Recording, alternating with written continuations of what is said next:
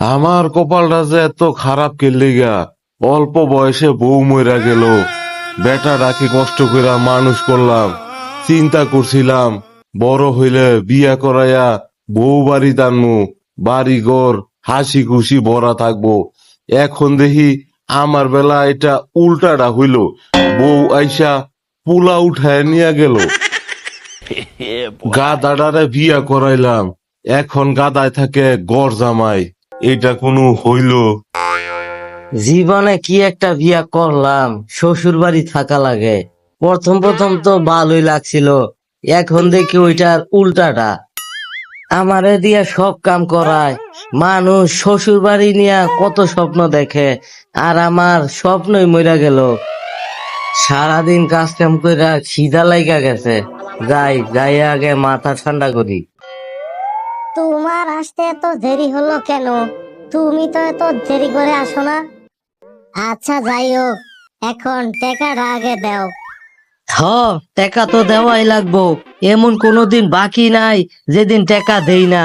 তোমরা আমার খোঁজ খবর তো একদিন নেওই না, উল্টা টাকাও দেই, বাড়ির সব কাজও করায় নাও আমারে দিয়া। তুমি আর তোমার মায় আমারে পাইছোটা কি? তুমি মনে হইতাছে আমারে লাখ টাকা দিয়া হালাও, আর তোমার তো একটা বিচার আছে। তুমি ডেলি কাম করো 400 টাকা, আমারে দাও 300 টাকা, আর 100 টাকা তুমি কি করো? টাকা দিয়ে আর কি করি? গাঞ্জা খাই। তোমার আর বিচারের কথা বলা লাগবো না, তুমি আর তোমার মায় প্রতিদিনই আমার বিচার করো। সব বিচার আচারের কথা বাদ দিয়ে আমারে খাবার দাও, খিদা লাগছে খুব। আমি এখন মার্কেট করতে যাবো, ভাত তরকারি পাতিলে আছে, বাইরে লইয়া খাও। আমি আমার বাড়ির থাকতে একটা কামও করি নাই, সব কাম আব্বারে দিয়া করাইতাম। আর এগোর তো অত্যাচারের সংখ্যা দিন দিন বাইরেই যাইতেছে, একটা কিছু করা লাগবো।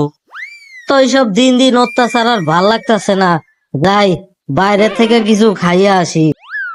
কি রে ওই গড় জামাই, এই দুপুর বেলা কই যাস?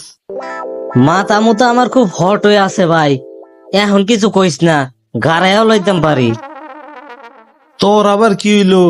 তুই তো মনে হয় আরামেই থাকস, শ্বশুর বাড়ি থাকস, খালি আরামই আরাম।